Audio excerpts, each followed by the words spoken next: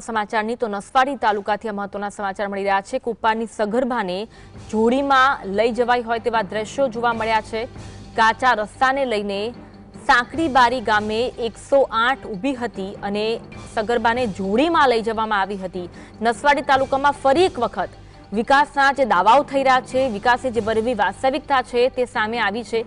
કુપ્પા ગામની સગર્ભા રસીદા રિનેશ ડુંગરાભીલને પ્રસૂતિનો દુખાવો ઉપડ્યો હતો, જેને કુપ્પા ગામે કાચા રસ્તાને લઈ 108 આવી શકી ન હતી, જેથી પરિવારજનો લાકડાની જોડી બનાવી સગર્ભાને અંદર સુવડાવી ખભે ઉચકીને કુપ્પા ગામેથી સાંકડીબારી ગામ સુધી લઈ જવા માટે મજબૂર બન્યા હતા, કારણ કે 108 પહોંચી શકે તેમ ન હતી। સાંકડીબારી ગામે 108 ઊભી હોય ત્યાં સગર્ભાને સોંપ્યા બાદ દુગ્ધા પીએસસીમાં તે બાળકને જન્મ આપ્યો હતો। એક્સક્લુઝિવ દ્રશ્યો આપ જીએસટીવી પર જોઈ રહ્યા છો। જન્મ આપ્યા બાદ સગર્ભાને ફરી નસવાડી સીએસસીમાં રિફર કરવામાં આવી હતી। પરિસ્થિતિ એવી છે, કાચો રસ્તો છે, જેના કારણે 108 ત્યાં પહોંચી શકી ન હતી, જેના કારણે જોડી બનાવીને સગર્ભાને જોડીમાં લઈ જઈને 108 સુધી પહોંચાડવામાં આવી હતી। રસ્તો ખરાબ હતો એટલે અમારી ઇમરજન્સી હતી। 108 ને મેં ફોન કર્યો અને સાંકડીબારી લગીને આવી 108 અને અહીંયાથી 108 કુપ્પા ગામે જતી નથી, એમ કે ખરાબ રસ્તો હતો।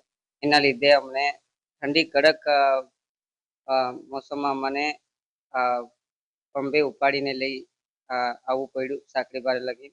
અને એટલે અમારે સરકારને એટલી વિનંતી છે કે કુપ્પાનો રસ્તો બની જાય એટલી અમારે સરકારની વિનંતી છે। અને અમે એડમિટ કર્યા છે દુગ્ધા દવાખાને અને અહીંયા ડિલિવરી થઈ, પછી અહીંયાથી ગંભીર હતા બીમાર, એટલે તેમાં નસવાડી પાસે એડમિટ કર્યા છે। આજ અંગે વધુ વાત કરીશું। સંવાદદાતા રફીક અમારી સાથે લાઈવ જોડાયા છે। રફીક, આપણે અવારનવાર આવી બાબતે વાત કરતા હોઈએ છીએ। અવારનવાર કાચા રસ્તાના કારણે સગર્ભાને જોડીમાં લઈ જવાની નોબત આવે છે। સરકાર દાવા કરી રહી છે કે ગામડે ગામડે રસ્તા બન્યા છે, પરંતુ આ વળવી વાસ્તવિકતા જી આપણે જણાવ્યું કે છોટાઉદેપુર જિલ્લાના નસવાડી તાલુકાનું છેવાડાનું ગામ કુપ્પા છે। નર્મદા મૈયાના ખોણામાં વસેલું છે। આસપાસ ડુંગરનો તળેટી વચ્ચે આ ગામ આવેલું છે। ત્યારે કુપ્પા ગામનો રસ્તો જે 2 કિલોમીટરનો જે કાચો છે, એ કાચા રસ્તાના કારણે આવી ઘટનાઓ વારંવાર બને છે। આ કુપ્પા ગામની પહેલી ઘટના નથી, અગાઉ પણ બહાર આવી ચૂકી છે। આ કુપ્પા ગામની મહિલાને પ્રસૂતાનો દુખાવો ઉપડતા અને જોલીમાં લાવવી પડી। સરકાર કહે છે કે આદિવાસી વિસ્તારના ગામડાઓનો વિકાસ થયો, પરંતુ આ કુપ્પા ગામ આઝાદીના આટલા વર્ષો પછી પણ રસ્તાથી વંચિત છે। તેની આ વરવી વાસ્તવિકતા છે। વિકાસની ગુલમાંગો વચ્ચે જ્યારે જોલી લાવવી પડે અને જોલીમાં મહિલાને પ્રસૂતાને નાખીને 2 કિલોમીટર સુધી ચાલવાનું આવે છે, ત્યારે યુવાનો પણ હાંફી જાય છે, કારણ કે તેનું વજન હોય છે। લાકડાની જોલીમાં ચાલવું એક કઠિન સમસ્યા છે। ઢાળવાળા રસ્તા છે। કુપ્પા ગામ આજે આઝાદીના વર્ષો પછી રસ્તાથી વંચિત છે, ત્યારે સરકારે આની નોંધ લેવી જોઈએ। આદિવાસી વિસ્તારના લોકોને રસ્તાની સુવિધા મળવી જોઈએ। રસ્તાઓ મંજૂર કરવામાં આવે છે, પરંતુ જે જરૂરિયાત છે, ફળિયાને જોડતા છે, ગામને જોડતા છે, તે રસ્તા મંજૂર કરવામાં નથી આવતા। સરકારે વિકાસ માટે છોટાઉદેપુર જિલ્લાને 300 કરોડ રૂપિયા આપ્યા આખા વર્ષ દરમિયાન, તો પછી કુપ્પા ગામને કેમ રસ્તાથી બાકાત રાખવામાં આવે છે, તે પણ સવાલ ઉઠી રહ્યા છે। કારણ કે સરકાર આટલી મોટી ગ્રાન્ટ જ્યારે છોટાઉદેપુર જિલ્લા પંચાયત માળ મકાન વિભાગને આપી છે, છોટાઉદેપુર જિલ્લા પંચાયત માળ મકાન વિભાગના એજ્યુકેટિવ એન્જિનિયર છે, તેઓ આ વિસ્તારની આજ દિન સુધી મુલાકાત લીધી નથી।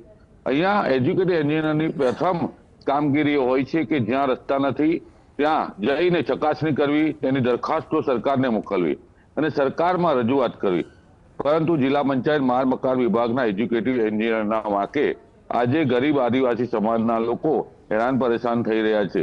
સરકાર જ્યારે મંજૂર કરે છે રસ્તા, ત્યારે જિલ્લા પંચાયત એજ્યુકેટિવ એન્જિનિયરની દરખાસ્તના આધારે રસ્તા મંજૂર કરે છે। છોટાઉદેપુર જિલ્લા પંચાયત માળ મકાન વિભાગના એજ્યુકેટિવ એન્જિનિયર છે, આ બાબતની કાળજી લે વરવો નમૂનો છે। ખાલી જે કામો ચાલે છે વિકાસના, તેની દેખરેખની વાતો કરવામાં આવે છે, પરંતુ અહીંયા સવાલ ઉઠી રહ્યા છે કે આદિવાસી વિસ્તારના લોકોને રસ્તાની સુવિધા ક્યારે મળશે। હાલ તો કુપ્પા ગામની આ મહિલાને જોલીમાં નાખી દુગ્ધા પ્રાથમિક આરોગ્ય કેન્દ્રમાં લાવવામાં આવી, ત્યારબાદ નસવાડી ખાતે લાવવામાં આવી। ત્યારે આ મહિલાની જે વેદના અને જે પ્રસૂતિનો દુખાવો પડતો હોય, તે સમયે જીવ સટોસટનો ખેલ ખેલાતો હોય ને એને જોલીમાં લાવવામાં આવે, તો એવું થાય કે આ કેવી સ્થિતિ છે ગામડાઓની। વિકાસની ગુલમાંગો જ્યારે નેતાઓ સ્ટેજ ઉપરથી પોકારે છે, આ વિકાસ થયો, આ વિકાસ થયો, ત્યારે કુપ્પા ગામની કેમ મુલાકાત લેતા નથી? આઝાદીના આટલા વર્ષો પછી આ જે 2 કિલોમીટરનો કાચો રસ્તો છે, 2 સ્લેબ ડ્રેન બનાવવાની જરૂરિયાત છે. ત્યાં 2 સ્લેબ ડ્રેનને રસ્તો બનાવે 50 લાખથી 1 કરોડની વચ્ચે આ કામ થઈ જાય તેવી સ્થિતિ છે. તો પછી આદિવાસી સમાજના લોકોને કેમ બાકાત રાખવામાં? ત્યાં 300 થી 350 લોકોની વસ્તી છે. ડુંગરની તળેટી વચ્ચે વસેલા લોકો છે. નર્મદા મૈયાનો ખોળો છે. ત્યાં પર્યટન સ્થળ પણ બની શકે તેવી સ્થિતિ છે. પરંતુ અધિકારીઓ જે છે જિલ્લા પંચાયત માર્ગ મકાન વિભાગના, તેઓની માલિકીનો રસ્તો છે. ત્યારે ત્યાં જવું જોઈએ, ત્યાં જઈને આખી સ્થિતિ ચકાસવી જોઈએ, સરકારને આનો રિપોર્ટ મોકલવો જોઈએ. પરંતુ કોઈ તંત્રને ક્યાંય પ્રજાની પડી નથી. ફક્ત વોટ બેંકની રાજનીતિ રમી રહેલા નેતાઓ આ વિસ્તારની મુલાકાત લે તે જરૂરી બન્યું છે. આટલો મોટો વિસ્તાર છે, તાલુકાના અલગ અલગ ગામડાઓમાં કરોડો રૂપિયાના વિકાસના કામો કરાતા હોય તો આ છેવાડાના માનવીને રસ્તાની સુવિધાથી વંચિત કેમ રાખવામાં આવે? એક અધિકાર છે તેનો, રસ્તા, વીજળી અને પાણીનો. સરકાર જ્યારે ટેક્સ વસૂલતી હોય, કરોડો રૂપિયા જીએસટી નો ટેક્સ વસૂલે છે પ્રજાના હિત માટે, વિકાસ માટે, ત્યારે આવા રસ્તા ના બનતા આદિવાસી સમાજમાં લોકોમાં રોષ જોવા મળી રહ્યો છે. જી બિલકુલ. આભાર રફીક, જોડાવા માટે અને માહિતી આપવા માટે. વિકાસના જે દાવા થઈ રહ્યા છે, પરંતુ આ વિકાસના દાવા આ દ્રશ્યો ખોટા પોકળ સાબિત કરી રહ્યા છે. એક તરફ ઊંચી ઊંચી ઇમારતો બની રહી છે, હાઈટેક ટેકનોલોજી જોવા મળી રહી છે, અને બીજી તરફ આ રસ્તા, કાચા રસ્તા, આદિવાસી વિસ્તાર જે છે કુપ્પા ગામ છે, ત્યાં આદિવાસી સમાજના લોકો મોટી સંખ્યામાં રહે છે, પરંતુ તેમને પ્રાથમિક સુવિધા મળવી જોઈએ તેવા પાકા રસ્તા નથી મળી રહ્યા. ઘણા ગંભીર સવાલ ઉઠી રહ્યા છે. ગતિશીલ ગુજરાતના વિકાસના દાવાનું સત્ય શું છે તે જાણવું જરૂરી છે. શા માટે પ્રસૂતાને જોડીમાં નાખીને હોસ્પિટલમાં લઈ જવાઈ રહી છે? આ પહેલા દ્રશ્યો નથી, અગાઉ પણ ઘણી બધી વખત આવા દ્રશ્યો આપણે જોઈ ચૂક્યા છીએ. કાચા રસ્તા આખરે ક્યારે પાકા રસ્તા બનશે તે પ્રશ્ન આદિવાસી સમાજ પૂછી રહ્યું છે. દરેક લોકો પૂછી રહ્યા છે કે જેમના કાચા રસ્તા છે, બસ મોટી ગ્રાન્ટ ફાળવવામાં આવે છે, પરંતુ આ ગ્રાન્ટ જાય છે તો જાય છે ક્યાં, તે પણ એક મોટો પ્રશ્ન.